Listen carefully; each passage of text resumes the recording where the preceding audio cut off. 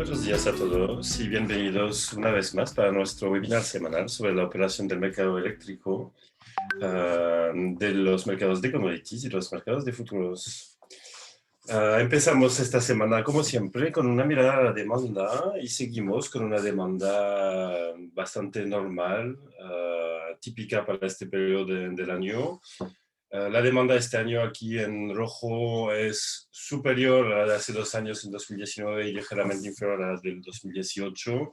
Pero estamos hablando de diferencias menores que dependen sobre todo de las condiciones climáticas.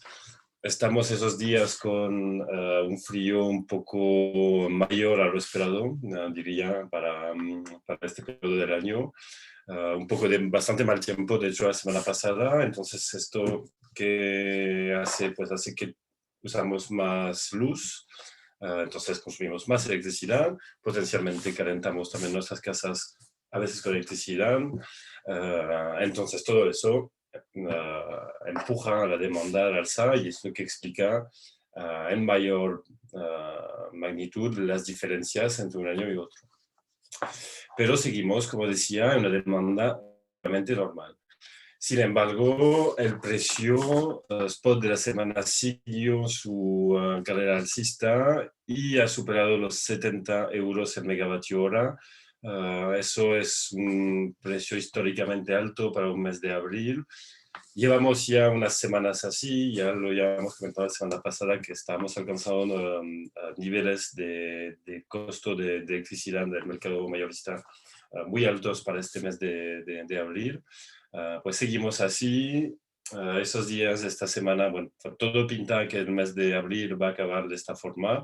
A ver si después las condiciones climáticas ayudan a reducir un poco estas tensiones en el sistema, ¿no? Porque como siempre un sistema con precios altos es un sistema con tensiones, y claramente es lo que vemos aquí. Entrando en detalle, entonces, ¿por qué esos precios altos? Pues en buena parte por un bajo recurso eólico que sigue, un bajo recurso eólico en toda Europa. La semana pasada, mirar aquí esta volatilidad en el recurso y sobre todo cómo hemos empezado la semana con un recurso eólico muy bajo, tanto en Francia como en España, no tan bajo en Portugal, pero bajo igual. Entonces, al final teníamos muy poca generación eólica en toda esta zona. Un sol bastante bueno, por lo menos, para compensar. Pero es verdad que es la eólica, sobre todo, que ayuda a mantener los precios bajos en todas las horas del día, dado que la solar obviamente genera solo durante el día. Al final de la semana el viento volvió a subir, entrando por el norte, ahí empezó en Francia el viento a subir, y después subió en España y en Portugal también, sin llegar a niveles extremadamente altos. Esos son niveles más medio alto para ese momento del año. Globalmente esta semana, pues con este principio de semana de viento muy bajo, pues los precios se mantuvieron bien altos en Europa. Esto ha requerido obviamente mucho consumo de gas. Ahí miramos la generación solar en España, la generación horaria. Y vemos muy bien cómo hemos iniciado la semana con muchísimo uso de gas para compensar la baja generación eólica que había en España. A medida que el viento volvía, el gas bajaba. No bajó tanto porque hubo una pequeña falla de planta nuclear aquí, extremadamente nada grave en realidad, pero bueno, tuvo que salir de operación, reduciendo de 1 giga la oferta nuclear, que obviamente ha tenido que ser compensada por otra generación, típicamente la de gas, y la hidro. Entonces, una semana con mucho uso de gas, eso vale para España, vale también para sus vecinos, y eso es lo que empuja los precios y les mantiene altos. Tomando además en cuenta que el precio del combustible gas y de la tonelada de CO2, emitiendo CO2 generando, son muy altos los dos. Adrián se lo comentará después, pero esas son las cosas que realmente empujan el precio y lo mantienen muy alto en casi todas las horas de la semana realmente, y en todo el continente en norma general. Y como decía, pues cuando tenemos, como ya hemos explicado un par de semanas, cuando tenemos un viento relativamente bajo, el sistema está en un alto estado de flexibilidad, porque los modos de generación convencional, como el gas la hidroeléctrica, pueden faltar mucha flexibilidad, sobre todo el gas. Cuando está generando así, pues las plantas están encendidas y pueden operar al alza a la baja. Entonces, básicamente tenemos mucha flexibilidad en el sistema y un sistema globalmente muy acoplado en toda Europa. En cambio, al final de la semana, cuando el viento sube, se exporta más en una dirección u otra y se llega en estados de flexibilidad más bajos. Aquí, cuando las plantas están llegando a sus mínimos técnicos, pues no pueden bajar mucho más, justo, que son sus mínimos técnicos. Y ahora si miramos entonces los flujos de intercambio, pues vemos una semana con muchísima flexibilidad aquí en los flujos entre España, Portugal y España, Portugal y Francia, perdona. Mucha flexibilidad aquí, con flujos que cambian de signo varias veces en el día. Vemos muy bien cómo todas las mañanas y las noches, pues al final España estuvo importando desde Portugal y exportando parte de lo que importaba a Francia, apoyando a Francia a pasar sus picos de demanda de la mañana y de la noche, que son los dos momentos de tensión también en el sistema, pasar el pico de demanda de la mañana y el pico de demanda de la noche. Y ahí vemos muy bien cómo unos han podido apoyar a otros para la mañana y la noche, y luego aprovechando los momentos de más baja demanda, pues se podía importar energía desde Francia durante las noches, y así evitando a Francia tener que bajar sus nucleares, por ejemplo, cuando baja la demanda en Francia. Y lo mismo en el día, aprovechando la generación solar también en los países vecinos, y así evitando que ellos tengan también que bajar su generación convencional. Y eso al final, este apoyo ha sido bien útil para evitar que el precio siga subiendo, obviamente. En cambio, durante el fin de semana, interesante ver que con todo el recurso eólico que hubo, ahí llegamos a saturaciones de interconexión. Vamos a verlo después en los precios que se desacoplaron. Pero sobre todo ver ahí que ahí sí que dejamos de estar en un estado de alta flexibilidad, estamos llegando a los límites del sistema, importando entonces desde Francia todo lo que se puede, aprovechando el viento que hay, la demanda más baja y la oferta nuclear que tiene el país vecino, y exportando hacia Portugal. Por su lado no tenía mucho viento, por ejemplo. Y eso en los precios, pues lo vemos muy bien. Un principio de semana, pues bastante acoplado, con los mismos fenómenos que llevamos viendo hace ya un par de semanas. Francia que se desacopla de España y Portugal solo en las horas peak, en esas horas de tensión, como decía antes, esas horas donde es muy útil para Francia poder importar de sus vecinos, y donde pues Portugal estaba ahí exportando a España que exportaba a Francia. Eso para este inicio de semana.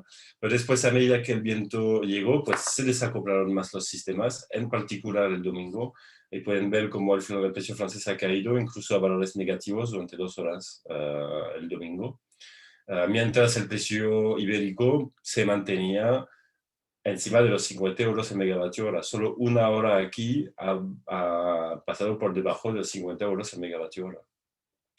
Y se ha mantenido así de alto porque se mantenía una necesidad menor de gas, entre otros por la baja de la generación nuclear, pero globalmente por una oferta renovable también relativamente baja. Entonces eso es lo que les quería comentar al detalle horario de esta semana. Ahora voy a dejar a Adrián seguir explicándoos cómo han evolucionado los commodities y los precios de futuros esta semana. Muchas gracias. Buenos días, muchas gracias, Valentín.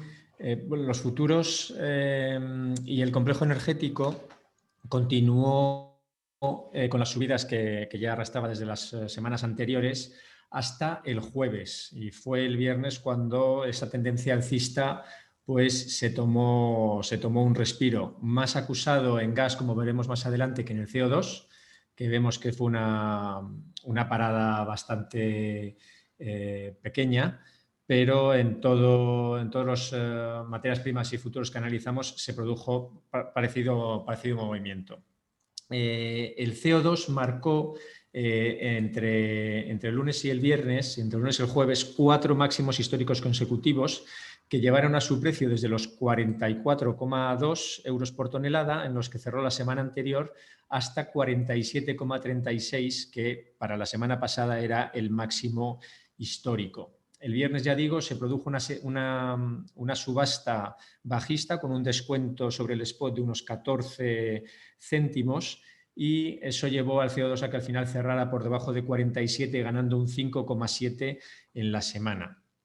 Por lo tanto, una semana otra vez muy alcista, en la que hubo diferentes factores que contribuyeron a ese movimiento. Uno fue el acuerdo al que llegaron las diferentes instituciones de la Unión Europea para incluir en la Ley Europea del Clima el objetivo de reducción de las emisiones en un 55% versus 1990 para 2030, e ir a emisiones cero en 2050, que son hitos y objetivos que hemos ido comentando ya aquí y que ya han impactado varias veces en los precios anteriormente, no tanto este año sino el pasado, cuando ya se veía claro que el objetivo de la Unión Europea 2030 era esa reducción del 55%. Es decir, que es una narrativa, una forma de encontrar razones para este alza, pero que responden, como también venimos diciendo mucho, a la anticipación de muchos actores al endurecimiento que sobre la reducción de emisiones está sobre la mesa en Europa. También contribuyó la semana pasada pues, las noticias que venían de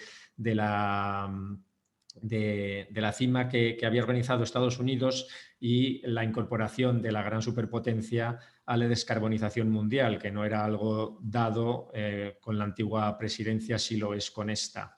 Y también, por último, pues tuvimos compras también de último momento de instalaciones cubiertas por el Sistema Europeo de Emisiones para entregar certificados antes del 30 de abril, que ya es la fecha en la que no se podrá dar más o cumplir con las obligaciones que tienen todos para las emisiones generadas en el año 2020. Las últimas subastas, ya digo que están siendo algo más bajistas que las anteriores, indican que esas compras pueden estar llegando a su fin y, por lo tanto, se abre el interrogante de si habrá, al menos, si no un gran retroceso, sí una parada en el camino alcista del CO2 con la ausencia de compras de instalaciones para cumplir con sus obligaciones de 2020. Puede haber esa parada, puede haber incluso una pequeña toma de beneficios cuando se proceda a la entrega gratuita de certificados, que este año está viniendo con algo de retraso sobre años anteriores, cuando se ponga en marcha el sistema inglés o británico de emisiones, y todo esto bajo unos indicadores ya técnicos que están dando un claro sobrecalentamiento, como es el RSI. Además, por último, hay que decir que el CO2 se ha desmarcado en estos últimos días, con estas últimas subidas, de las correlaciones que venía marcando con el Brent, por ejemplo, y con la renta variable americana, que bueno, pues se han topado ya con unos valores máximos. Los americanos todavía siguen marcando algo más, pero con muchísima menos virulencia que el CO2, y por lo tanto no sería, insisto, de extrañar que se tomara un ligero respiro en estas alzas que viene mostrando el CO2. Pero bueno, siempre que hemos dicho esto, luego ha seguido subiendo, así que veremos lo que pasa en las próximas semanas. ¿Qué pasó con el gas? El gas sí tuvo, ven en este gráfico, un cambio de tendencia mucho mayor que el que decíamos para el CO2, bueno, al menos una recogida de beneficios o una caída en el último día.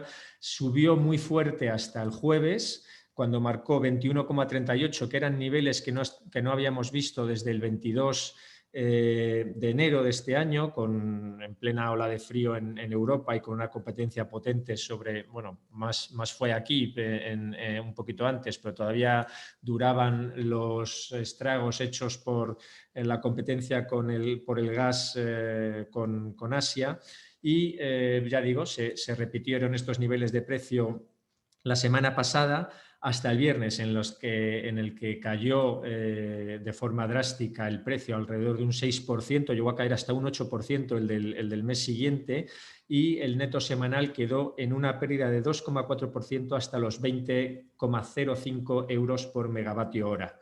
El nivel de almacenamiento la semana pasada se recuperó medio punto porcentual, sigue por debajo del 30% en Europa, y sigue actuando como soporte de los precios, junto con el frío que no termina de abandonar el continente.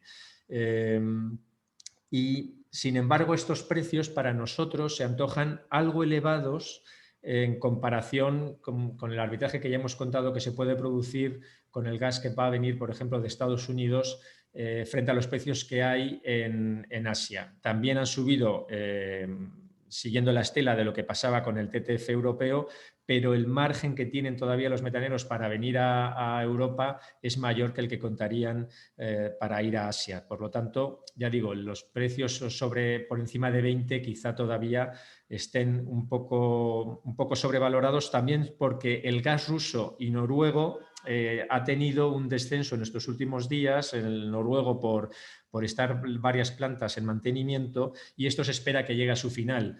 Por lo tanto, en breve debería la curva tener algo menos de presión de la que ha estado teniendo estos días. Veremos si eso es así o hay nuevos elementos que la vuelvan a presionar al alza.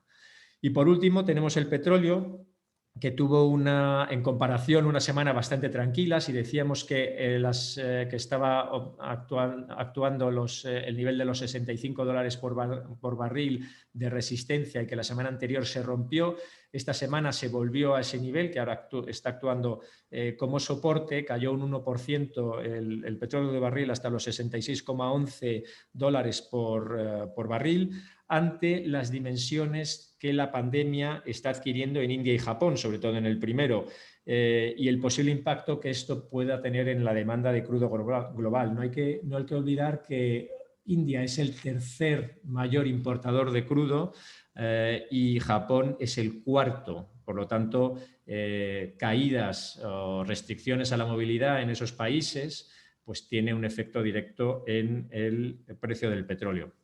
La OPEP Plus se reúne este miércoles, mañana, pero no es una reunión de primer nivel, no van los jefes de Estado, ¿no? Sino que van los ministros, y parece ser que ahora mismo están en una situación bastante cómoda, no se esperan grandes cambios o grandes anuncios después de esta reunión.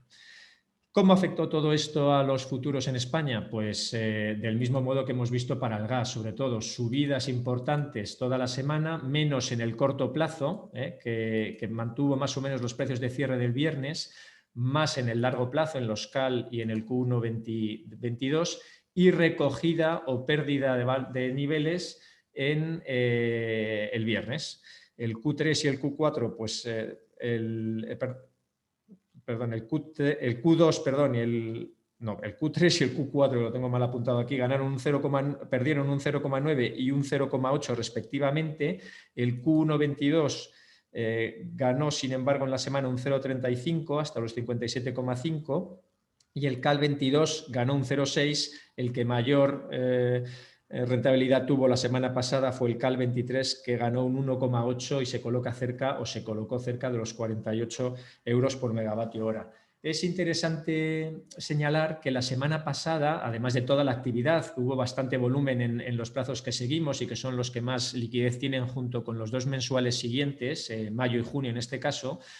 Se produjo un registro de una operación de un valor muy considerable, fueron 60 futuros en toda la curva 21-30, es decir, se contrataron o se cerraron, se liquidaron 60 futuros en cada año desde 2022 hasta 2030. Eso indica que hay cierto interés por cubrir estos precios altos que se están produciendo y que han tenido impacto sobre todo en el corto plazo. Nosotros venimos desde hace ya bastante tiempo diciendo o resaltando las bondades que tienen la operativa con futuros como alternativa a los PPAs en cuanto a simplificación de la operativa y seguridad en cuanto a la contrapartida, porque uno liquida los futuros contra la cámara de compensación, no lo liquida contra la contrapartida en sí. Esperemos que este tipo de operaciones sea el pistoletazo de salida para que veamos más operaciones a ese plazo, a esos 10 años, lo único que falta para que se produzcan sinceramente es que haya algo más de liquidez y estas operaciones pues lo empiezan a traer. Es verdad que hay que tener muy en cuenta que estamos cubriendo un perfil solar o eólico con una carga base y por lo tanto hay que tener también una visión clara de lo que puede hacer el apuntamiento en ambos casos, pero una vez tenido esta cuestión más o menos clara e incorporado al análisis de riesgos, vemos muy interesante la operativa con futuros, ya digo, como alternativa a los PPAs. Esperemos que esto sea el principio de una actividad que no pare de crecer en los próximos meses. Nada, esto era todo. Muchas gracias y hasta la semana que viene. Muchas gracias, Adrián. Y antes de despedirnos, les recuerdo que la próxima semana, dado el día festivo en Madrid del lunes, haremos el webinar y enviaremos el informe el día miércoles en vez del día martes. Así que eso, nos vemos en una semana más, el miércoles, entonces en 8 días. Que tengáis un excelente día y una excelente semana. Hasta luego.